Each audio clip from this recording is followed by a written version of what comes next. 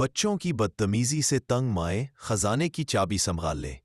میں بہت دنوں سے ایک بات محسوس کر رہی تھی کہ میرے دونوں بچے اب بڑے ہونے کے ساتھ ساتھ کچھ حاضر جواب اور کچھ بدتمیزی کی طرف جا رہے تھے، جو کہ کسی طور بھی میرے لیے قابل برداشت بات نہیں تھی۔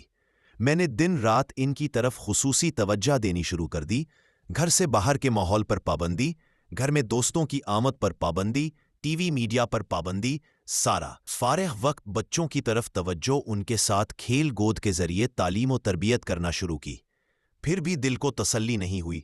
ایک دن بہت رو رو کر اللہ پاک سے مدد مانگتی رہی کہ یا اللہ، کیا ہو رہا ہے؟ میں جیسا چاہتی ہوں ویسے کیوں نہیں ہو رہا؟ ایک دن اپنی پرانی یادیں تازہ کرتے ہوئے ایک دم سے لگا کہ خزانے کی کنجی میرے ہاتھ لگ گئی۔ میرے دماغ کی بند کھڑکیاں کھل گئیں، میری تقدیر سنہار گئی۔ یا اللہ، تیرا شکر، تو نے میری مدد فرما دی۔ ہوا کچھ یوں کہ میں نے جب سے ہوش سنبھالا اپنی امی کو فجر کی نماز کے بعد آٹا گوندتے دیکھا۔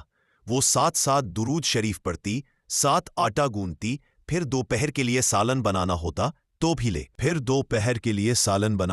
تو بھی لہسن پیاز سبزی سب کچھ کرتے، اللہ کا ذکر لازمی ہوتا۔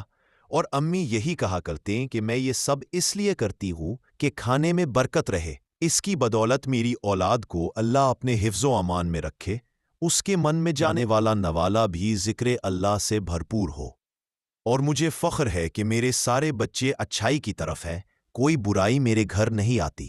میں نے خود بھی ایسا ہی کیا تھا، پر 4 ماہ سے میں بغیر درود شریف پڑھے کھانے پکانے کی طرف مگن رہی۔ مجھے محسوس ہوتا کہ میرے گھر سے برکت ختم ہو رہی ہے، میرے بچے بگڑ رہے ہیں۔ جب یہ سب یاد آیا تو میں نے دھیان سے ذکر اللہ کو کھانا پکانے میں لازمی شامل کرتی۔ مجھے ایک غیبی سکون ملنا شروع ہو گیا۔ میرے گھر میں تھوڑا بھی پکے تو بابرکت ہو جاتا۔ بچوں کی طرف سے بھی دل مطمئن ہو گیا۔ بیماریاں بھی جاتی رہیں۔ پانی بھی پیا تو اللہ پاک کا نام لے کر پیا۔ روزانہ شکرانے کے نوافل کو روٹین بنا لیا۔ مجھے کبھی اپنے گھر سے خوف محسوس نہیں ہوا، کبھی یہ نہیں لگا کہ میرے گھر کہیں کوئی چور نہ آ جائے گا۔ زندگی بہت پرسکون سی ہو گئی۔ بس کچھ عرصہ غفلت کا گزرا، بے سکونی کا گزرا۔